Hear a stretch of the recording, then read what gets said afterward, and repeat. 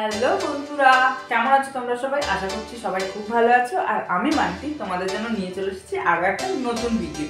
তো কালকের ভিডিওটাতে কিন্তু আমি এই সালোয়ারটার কাটিং অ্যান্ড স্টিচিং কিন্তু পুরোটাই আমি তোমাদের সাথে শেয়ার করেছি যে আমি এটাকে কীভাবে বানিয়েছি।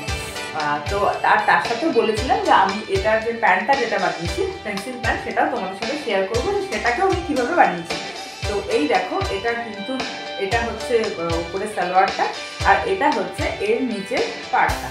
তো এটার নিচের পার্টটা যেটা কিন্তু সিম্পল একটা কোনো ডিজাইন নেই, তো ওটা দিয়েই কিন্তু আমি এটার এই গলার দিকে ডিজাইনটা করেছি।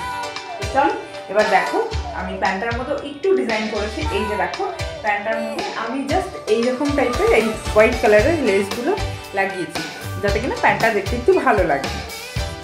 তো এই দেখো, পুরো প্যান্টটা হচ্ছে এইটা এরকম একদম পেন্সিল প্যান্ট, মানে একদম সরু টাইপের বানাইনি, একটু নিচের দিকটা একটু লুজ রেখেছি যাতে কিনা পরতে সুবিধা হয়। তো অনেক বেশি পাতা হয়ে যাচ্ছে। তো চলো দেখে নিই যে এই প্যান্টটা আমি কীভাবে তৈরি করছি। এখানে আমি সালোয়ারটাকে পরে তৈরি করছিলাম, আগে হচ্ছে আমি প্যান্টটাকে তৈরি করছিলাম পেন্সিল প্যান্ট যেটা আছে এখন, যেটা ফ্যাশনে খুব চলছে। তো আমি ফার্স্টে সেটাকেই তৈরি করছি, কারণ সেটাকে বানাতে কিন্তু খুব একটা বেশি সময় লাগে না। মোটামুটি ধরো 1 ঘন্টার মধ্যে কিন্তু কাটিং অ্যান্ড স্টিচিং দুটোই কিন্তু কমপ্লিট হয়ে যায়। আমি যখন ফার্স্ট টাইম এই প্যান্টটা তৈরি করেছিলাম ভীষণ টেনশনে ছিলাম, কারণ প্যান্টটা কিন্তু পুরোটাই আমার ইউটিউব থেকে দেখেই শেখা। আমি প্যান্ট বানাতে জানতাম, মানে মেজারমেন্ট এই সমস্ত ব্যাপারগুলো আমার জানা ছিল, কিন্তু এই স্টাইলের প্যান্টটা আমি কিন্তু এর আগে শিখিনি। তো সেই কারণে খুব টেনশন লাগছিল। তো ওই কারণে আমি করেছিলাম যে একটা নর্মালি কাপড় কিনে নিয়ে এসে কিন্তু আমি ফার্স্ট টাইম পেন্সিল প্যান্ট যেটা সেটা বানিয়েছিলাম। তো তারপরে যখন করে দেখলাম যে না, একদম ঠিকঠাক হয়েছে, তো ভীষণ মজা লেগেছিলো।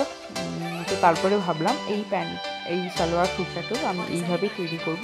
তো এখানে কিন্তু আমি এক এক করে মেজারমেন্টটা নিয়ে নিয়েছি। এই প্যান্টটাকে একটু লুজ করবো আর এই স্কেলের সাহায্যে কিন্তু এই কাটিংটা করতে হবে, কারণ এই স্কেলের সাহায্যে কিন্তু এটা ফিটিংসটা খুব ভালো আসে। তো এবার আমার ফার্স্ট সামনের পার্টটা কাটা হয়ে গেছে, এবার আমি পেছনের পার্টটাকে কাটবো।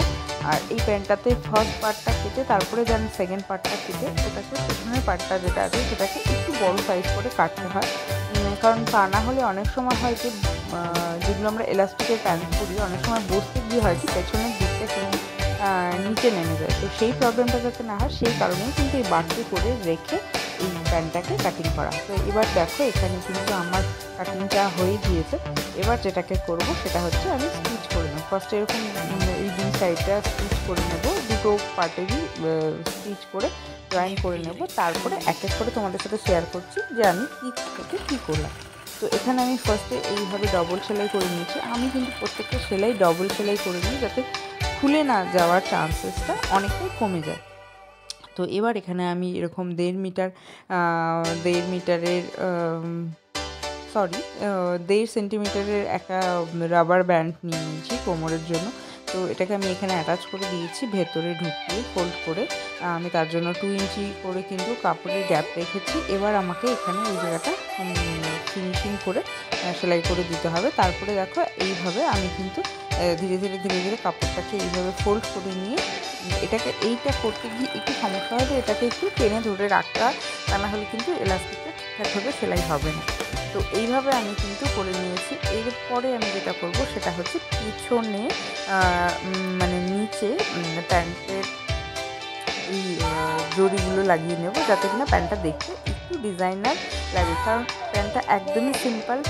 তো সেই কারণে আর চুড়িদারটাও ভুলে গেছি একটু ডিজাইন করে বানাবো, সেই কারণে কিন্তু এই কাপড়টা এই জড়িটা আমি লাগিয়ে নিয়েছি। তো এখানে কিন্তু আমার এটা কমপ্লিট হয়ে গেছে। এবার কিন্তু শুধু পরে দেখার পালা। তো চলো দেখে নিই যে এটা কীরকম হলো, কী বৃত্তান্ত হলো, তোমাদের সাথে আমি সেটাও শেয়ার করছি। তো আশা করি সবাই বুঝে গেছে যে আমি কীভাবে প্যান্টটাকে তৈরি করেছি, কাটিং আর স্টিচিং পুরোটা কিন্তু তোমাদের সাথে শেয়ার করেছি। তো এবার যেটা তোমাদেরকে করতে হবে সেটা হচ্ছে কি, একটা কিন্তু সাবস্ক্রাইব তো করতেই হবে। আর যারা আমার ফেসবুক পেজ থেকে দেখছো তারা কিন্তু আমার পেজটাকে ফলো করে দেবে। আর যত নতুন ভিডিও আপলোড হবে তোমাদের কাছে কিন্তু সেটা নোটিফিকেশন চলে যাবে। তো পুরো ভিডিওটা যদি তোমাদের ভালো লেগে থাকে তাহলে অবশ্যই কমেন্ট করে জানাবে, আর চাইলে কিন্তু একটু শেয়ারও করে দিন, যাতে কিনা তোমার যারা বন্ধু বা রিলেটিভ আছে তাদের কাছেও এই ভিডিওটা পৌঁছে যায়। তো আর যদি কোনো রকমের কোনো কিছু বলার থাকে তাহলে তোমরা আমাকে কমেন্ট বক্সে বলতে পারো। তো চলো আজকের ভিডিওটা এখানেই শেষ করছি, আর এরপরে কিন্তু শর্টসে একটা অবশ্যই ভিডিও দেবো আমি এই সালোয়ার কুর্তিটা পরি, যে এক্স্যাক্টলি ফাইনাল লুকটা কিরকম লাগলো সেটা কিন্তু তোমাদের সাথে অবশ্যই শেয়ার করবো। তো চলো টাটা, আজকের মতো বাই বাই।